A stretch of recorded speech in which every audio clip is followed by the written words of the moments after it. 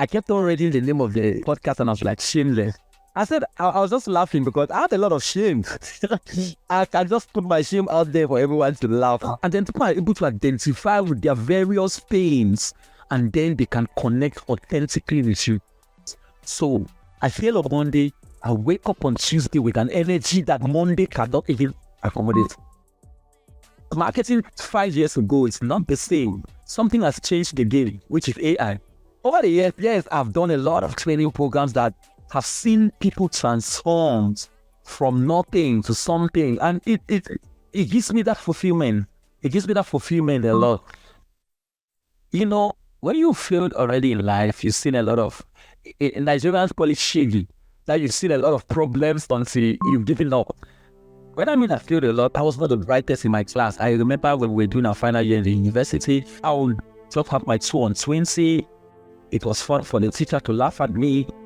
You get to that place where your mom and your dad are saturated with your presence. And so they didn't believe that I was going to amount to anything. Then I was still very wayward. I had not found purpose. I didn't know how to structure my life. And not many people gave me a shot in life. Sometimes we are afraid to do something. You fear shame. I don't want shame. We're trying to break that burden by sharing stories of courage, resilience, and we want to be able to celebrate your story. Shameless. Hello, and welcome to today's episode. My name is Zikamai Gangaidzo, and I'm the host for the Shameless Podcast. And every week, we have very interesting and fascinating guests. Today is no different. We've got our first Cameroonian on the show, and I'm so excited for him to be on the show because at the end of the day, what we're really looking to do is to have meaningful conversations, which are essentially a catalyst for transformative change, transformative leadership. And we're looking to have a sustainable change as well. We are centered around the philosophy of Ubuntu. I am because we are. And through these stories, we look to gain courage, resilience, and we want to celebrate both in the bad times and the good times. And without any further ado, we've got Lyonga Mbesa. I hope I said that right. I don't think I said that right. That was good. That was good. And thank you so much for joining us today. Which part of Cameroon are you currently at? I am located now in one of the English-speaking regions, a town called Boya. Boya. But you don't always, you say you're located now. So where are you sometimes located? Where are you sometimes not found? I mean, you sound like you're a guy who moves. Yeah. My family, I'm married, so my kids and my wife, they are in Boya. And sometimes I'm in Limbe, it's another English-speaking region. Then there is the French-speaking region, section of Cameroon, which is Douala, the economic capital. Sometimes I'm not in the country. I find myself in Rwanda, where I work, Kenya, so where I work, and then recently have some stuff to do in Ghana. So Rwanda, Kenya, Ghana, Limba, boy, I mean, you're just moving everywhere. Yeah, certainly. and maybe just to give a little snapshot, you're the founder of MaFfy, which is a digital marketing agency, and the Creative Corner Foundation. Yes. A non-profit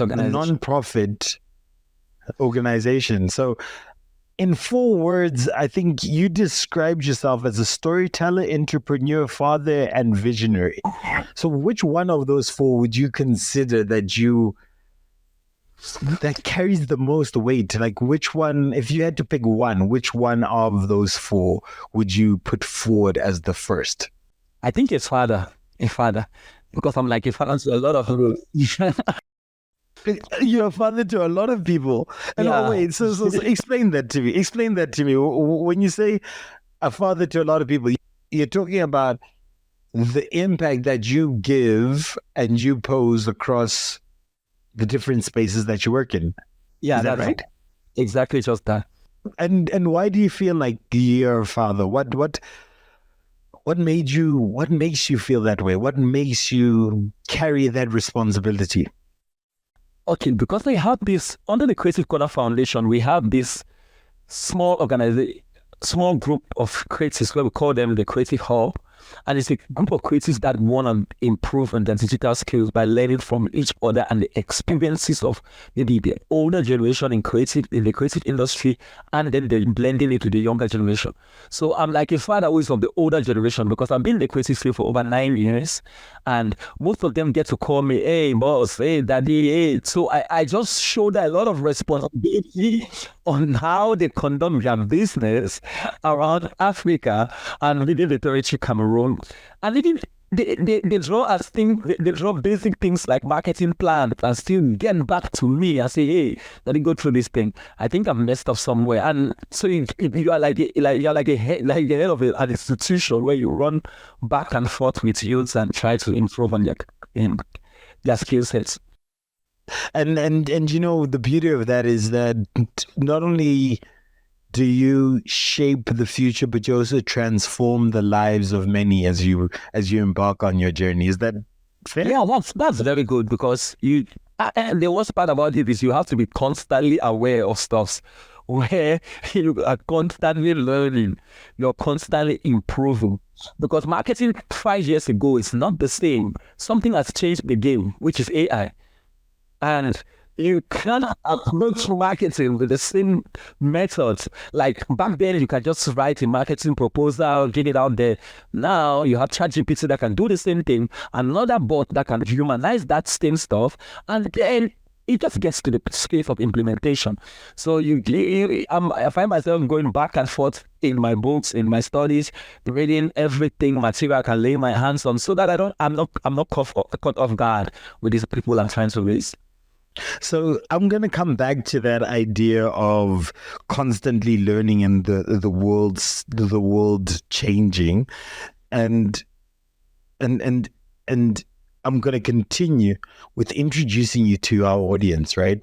So not only are you one with the audacity to think big, you go even further by going even bigger than that.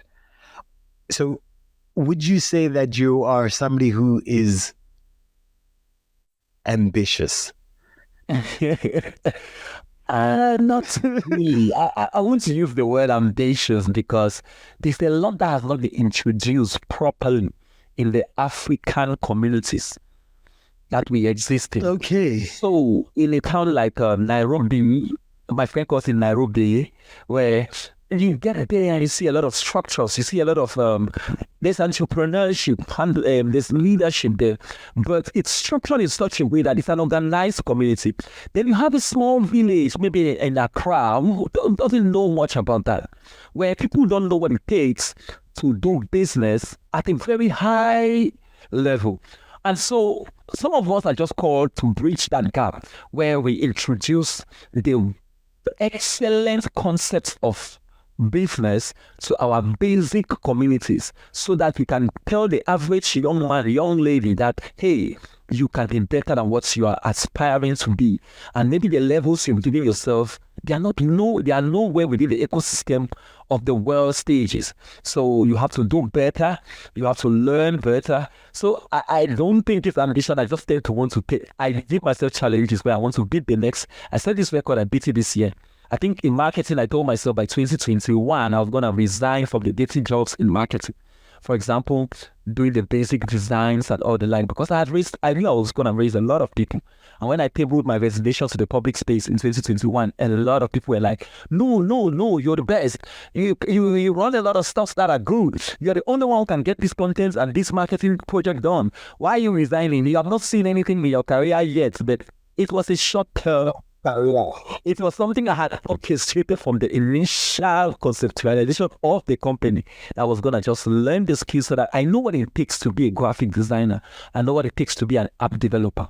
I know what it takes to be a web developer. I know what it takes to run a video concept. I know what it takes to develop the video concept. So when you're running a creative agency with all this background knowledge, running of art and everything, you tend to know what they are lacking and you know how to fit in and then structure them to become better. And so I'm very curious to understand. So you speak about it with a lot of confidence. In 2021, you jumped and you said, you know what, I'm going, and you shocked people.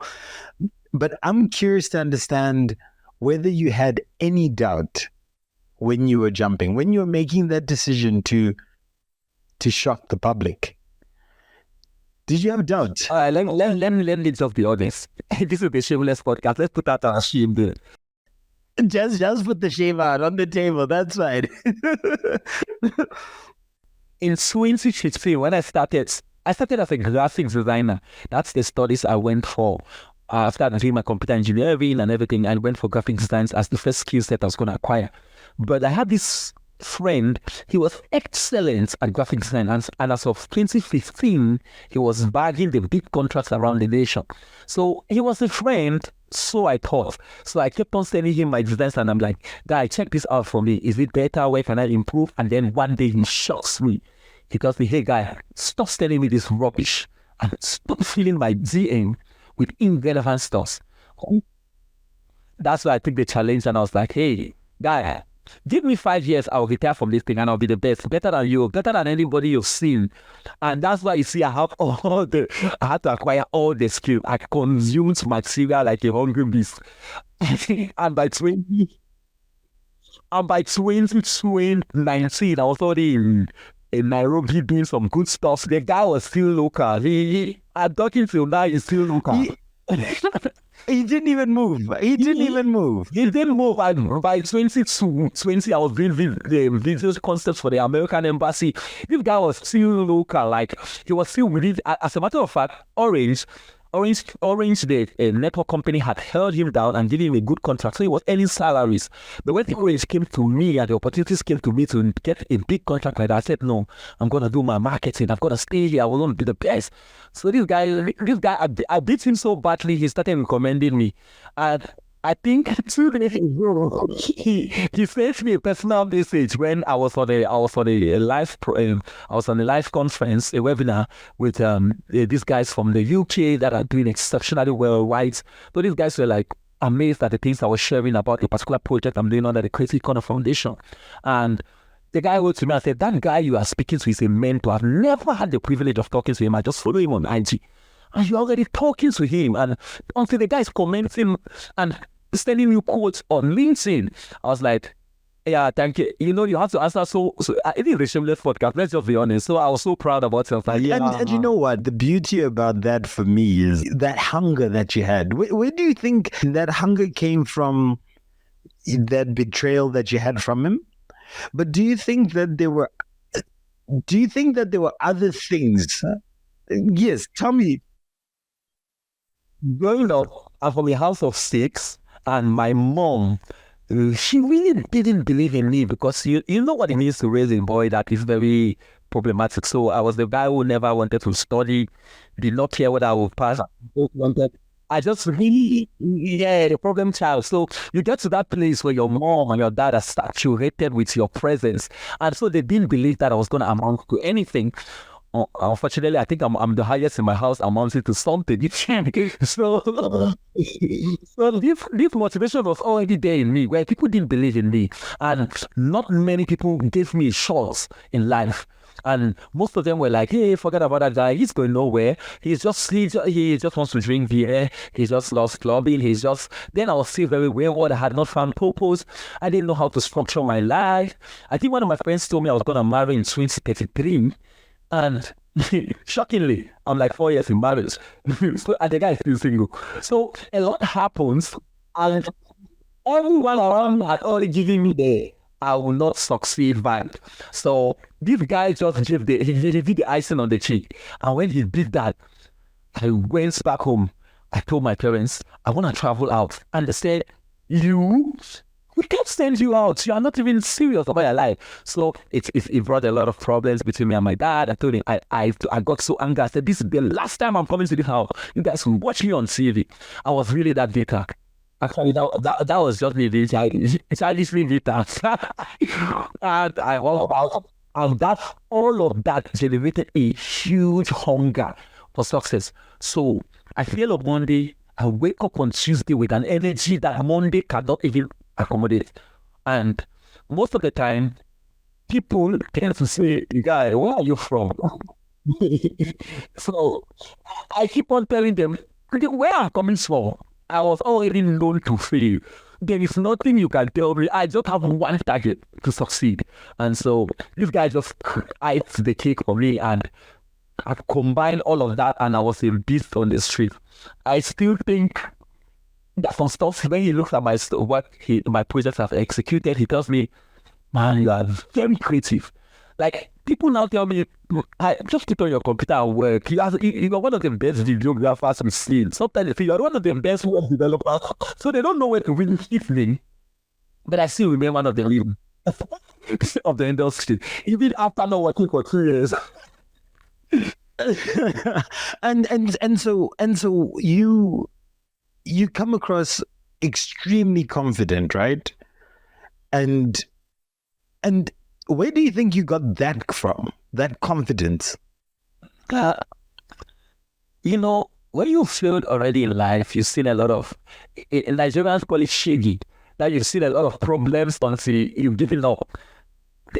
There's nothing for somebody who has failed again. There's nothing. There's no way you can put my back on the ground that I've not seen. So I have one motivation now, to chill it. That's all. So every time I step on the stage, maybe I want to deliver a talk, maybe I want to do a project, I tell myself, "Hey guy, you've already failed. It will not be strange if you fail this one." And then now the motivation kicks in like, "Hey, man, you've already set the standard, you can't fail." And I start working. And I sometimes work. You can leave me on the scene in one position from morning till night. I'll be there working. 24 hours. It's crazy. and so do you feel that hunger, that discipline, because you have to have a large amount of discipline to then stay in one place, that hunger, that discipline, and that not fearing to fail, those three things are the things that really have propelled you to be able to be where you are right now? Yeah, I think I failed a lot. When I mean I failed a lot, I was not the brightest in my class. I remember when we were doing our final year in the university, I left the arts section. According to my educational system, there's the science students, and then there's the arts. Those who study history, economics, and geography, they are arts. Those who study the biologies, the maths, the further maths, they are science. So I didn't do the science things, and I came to the university. I wanted to do computer engineering. So you could imagine someone who doesn't know much about mathematics in the mathematics exam. I would just have my 2 on 20. It was fun for the teacher to laugh at me. Electrophysics would just kill me there, and I'll be like, so. And then the final exam had to come, and I knew that if I had, let's say, the final exam had a limit. You can't have 5 on 20. You're going to be eliminated from the entire computer course. So I knew my target. My target was, Lyonga, do everything to have 5 on 20, because I cannot have more than 5. I didn't care about the fact that I had passed. I literally went to check the mathematics course and the physics courses, and I have 5 on 20 in each of them. And I was like, that's why I passed, because there was no, if I didn't have that 5, I knew I was gonna do. So yeah. So I already know what it takes to fail. I just want to experience what it takes to succeed. So all the energy comes from. And you know what? I love that. I absolutely love that. That hunger to experience what it is to succeed. Because at the end of the day, you at least know what you're trying to get to, what you're chasing for, and with that clarity, you just focus. You know what you're focusing on. And so then my next question then becomes, a lot of people go, if you don't succeed in school, you'll struggle in life. What is your thought on that comment? Yeah, I think I'll be a little bit biased because I wasn't very bright in school. No, but this is what I want to hear. This is your life. This is your story. I want to hear it. Okay, so I've realized the most intelligent people in my classes that I went to throughout secondary school, because I really bounced within colleges. I was really a student. And so they will remove, I'll get sent away from this college, and my parents have to put themselves together to send me to the next college. It wasn't really like I was dumb. It was just that I wasn't focused. So this focus I have now is coming from my youths that I didn't focus. I now channeled all of it now and said, hey, guys, focus. So this energy is much. It allowed me to certainty, because I have made up my mind to focus. And I noticed one thing. The most intelligent of them, they end up being lecturers. Because there's a difference between being book smart and street smart. And street smart makes you want to learn everything, makes you want to know everything, makes you want to have diverse skills, whereby you're able to fit in any scenario where the public puts you there. But book smart wants you to take this textbook and evaluate these and get it. You're always using books to get your, and so most of them end up being professors. That's in my case. Most of my classmates, schoolmates have ended up being professors. Most of them have just been there. I received a voice note today on WhatsApp from a friend of mine. She said she can't believe that I'm the one that has impacted so much lives in Cameroon. She said she is still in a limbo state. Like, she knew I was very intelligent, but because of the way our educational systems are cultured, they don't know how to accommodate people who are street smart. So they have a curriculum that was fitting it. And some of us didn't fit in the curriculums that are structured for our basic education, secondary educations in our countries. So, but when it came now to the time where they said, hey, you are now in the earth, you are now facing the community and the world, show what you can offer. None of them could catch up with me. I ran with the speed of light. So, basically, that's where they find it difficult. They find it so difficult. And it's because in the school makes you want to assimilate just the data on your phone, on your books, and on the researches you've done. But life needs more than that. Life needs you to use experiences. Life needs you to be very technical in your approach and creative in thinking solutions.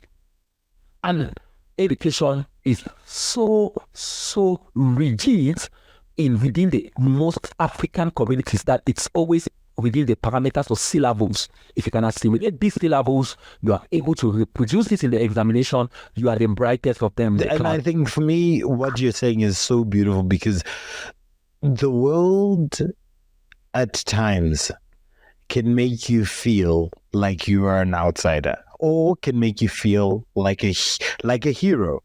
And so those who are very smart in school and they feel like heroes and they get comfortable might find themselves not necessarily assimilating well in a larger context. Whereas those who have something to prove and continue having that curiosity, that burning hunger to learn everything, they become actually valuable within society, and that's how you're actually able to contribute. And that's why your story to me is so impactful, so powerful, because it talks to those that might feel like they're not part of something.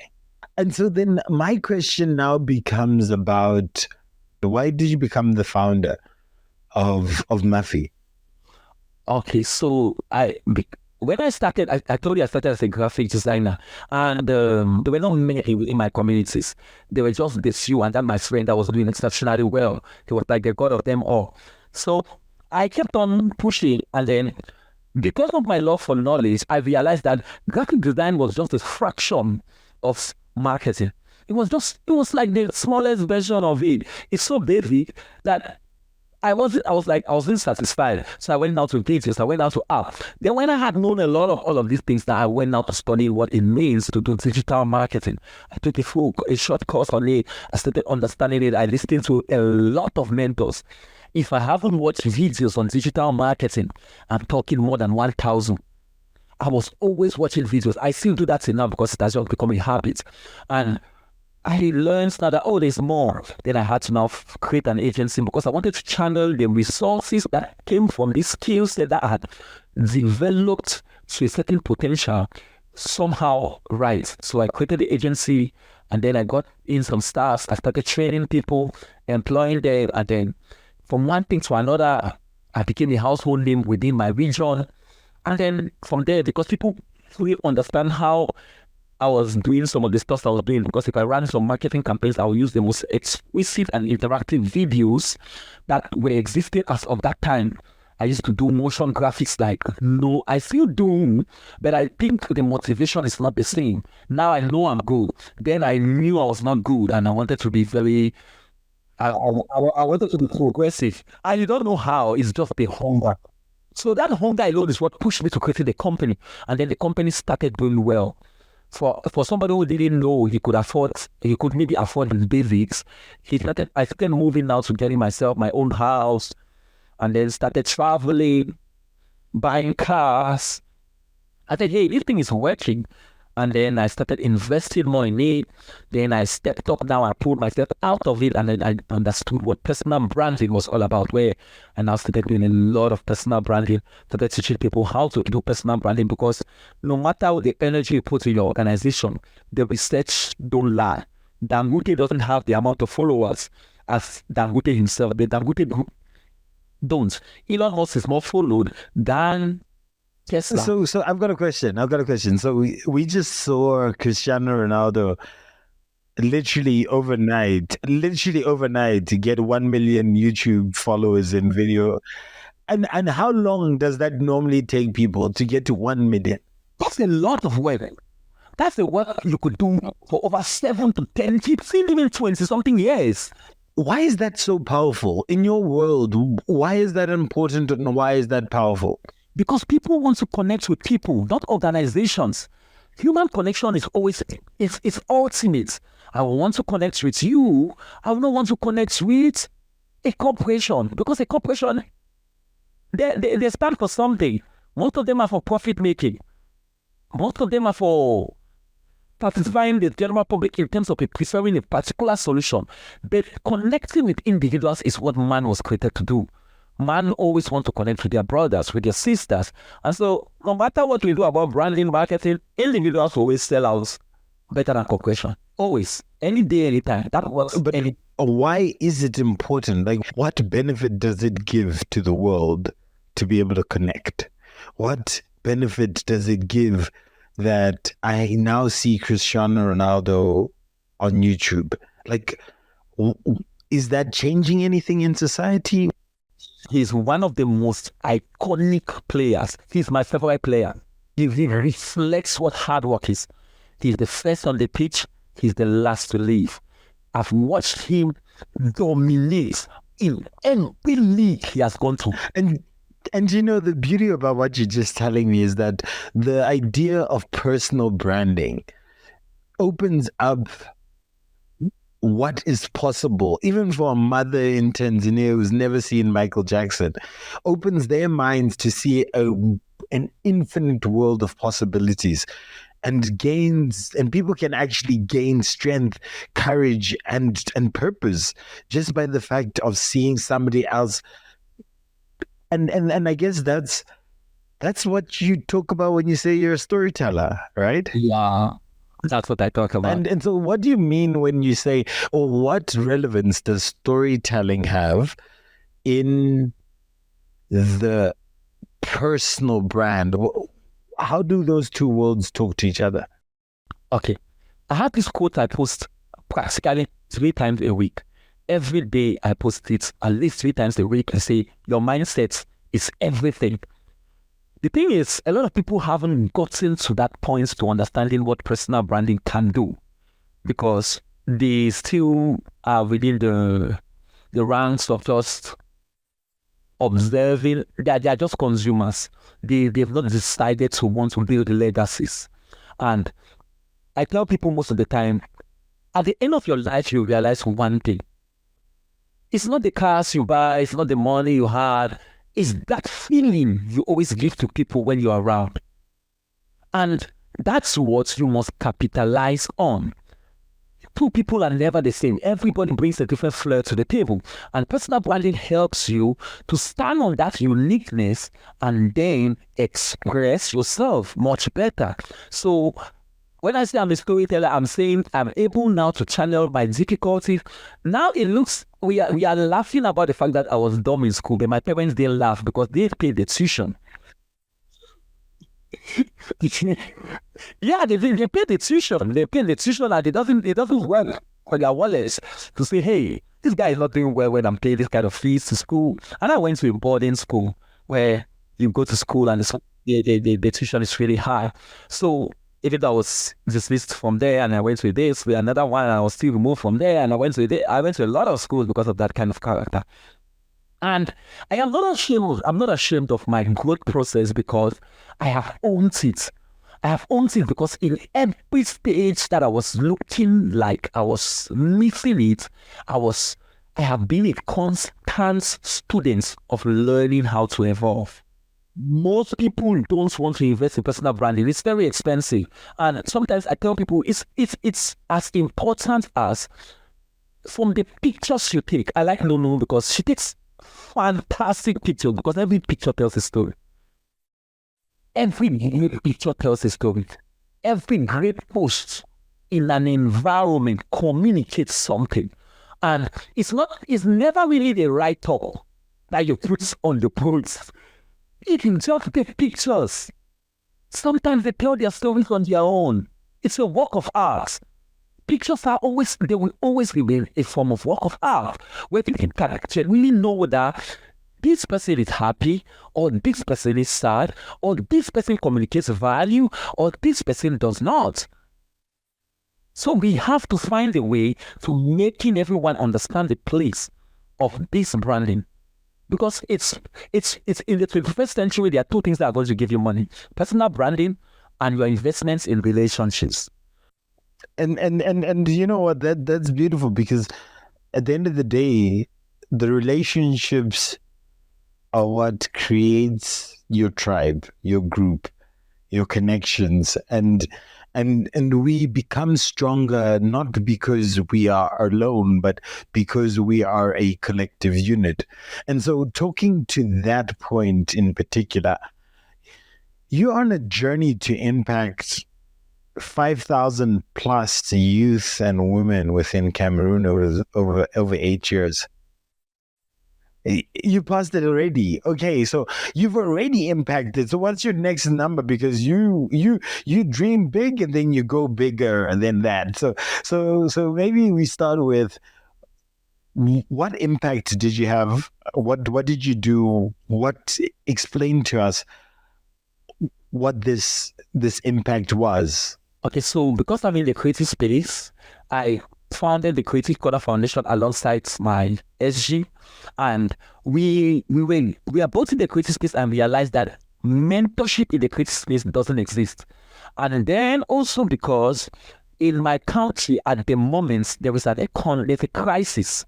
There's a political crisis where the English people are saying they don't want to be part of the French people, and 80% of my country is French, 20% is English. And these guys are so pissed. They have been fighting this civil war for over 6 years. And I'm talking, a lot of people have lost their lives. I'm talking real serious issues. Lost their lives, lost their homes, their villages that you walk in now and just say it's ghosted.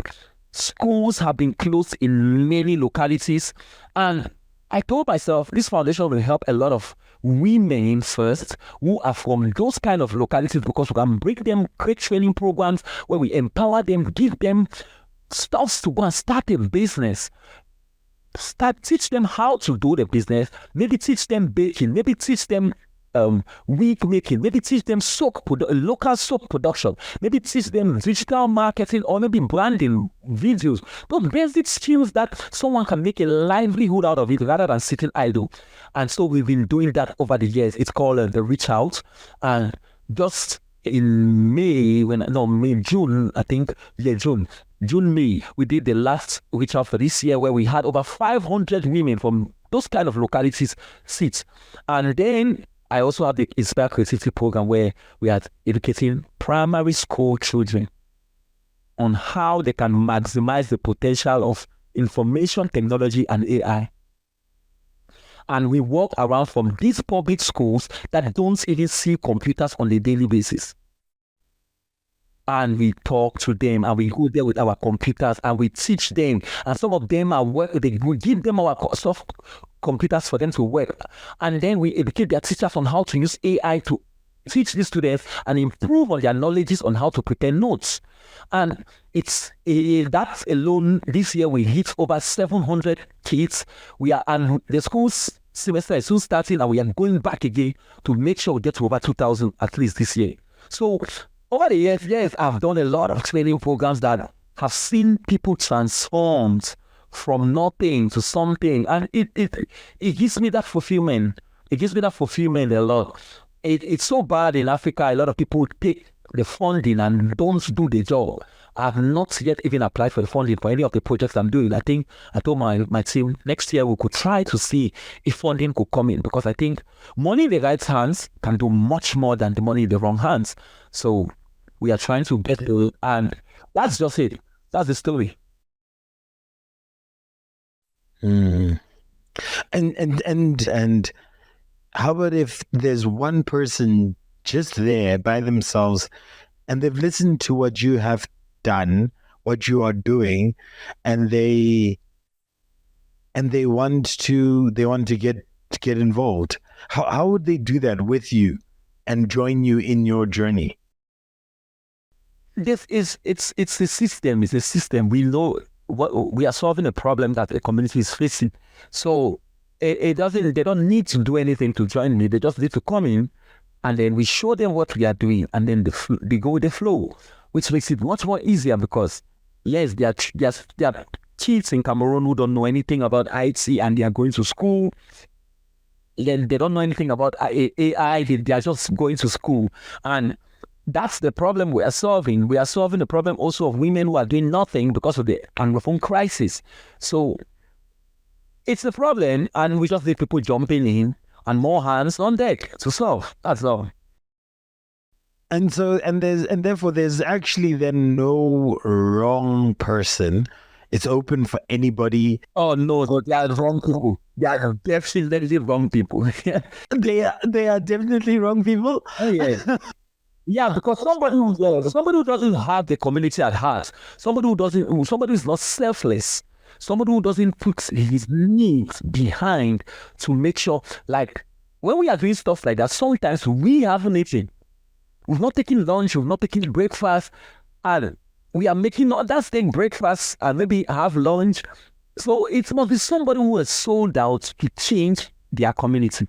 That's the first thing. The second thing is you must be skilled or pass through our skill training program, whereby we are able to put you within. We should be sure you are an expert delivering to the next generation or to this class of people the resources that they can use for livelihood. We don't need people who don't have a skill set. And so what we're gonna do is we're gonna make sure that we put in the bio your details and give people that opportunity to get involved, to reach out to you, to contact you, and at the end of the day, like we said, this is about a community that is trying to have a sustainable change and to make meaningful impact. That's true. That's very true. And then now this brings me to the quote. The quote for the day is: starve your distractions, feed your focus. Starve your distraction and feed your focus. And the reason why for me that one stood out the most is because I felt like it resonated with your story. Your story where you have failed. You actually, a large portion of your life, you felt as though you were a failure. You were othered, you were outside, you didn't feel like you conformed within the rigid structure of the school or educational system.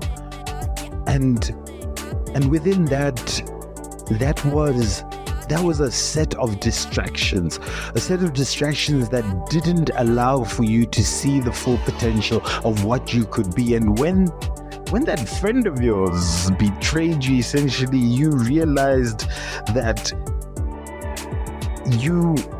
it awoke the beast in you, and you consumed the material like a beast, and you acquired a laser sharp focus, and that focus allowed for you to really cloud out all the noise and the distractions about potentially failing, and just really driving yourself to be more.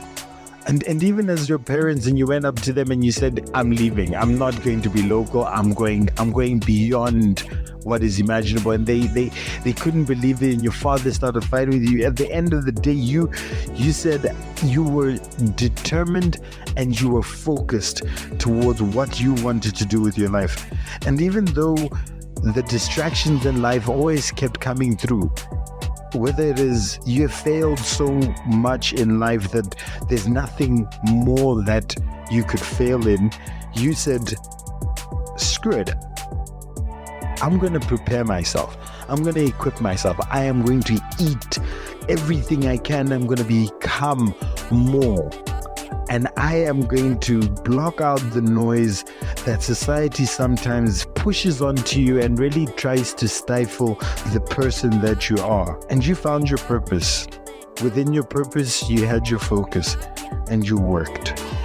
And I love the journey because not only did you say, I'm going to get 5 out of 20, and you did, and you passed, and you moved forward, and book smart, street smart, regardless of whatever it is, everybody has something to contribute within society. And if we're able to find that focus, we're able to feed that focus, we're able to manage the distractions outside of the space, not only do we see what our purpose and our calling is within life, we're able to contribute.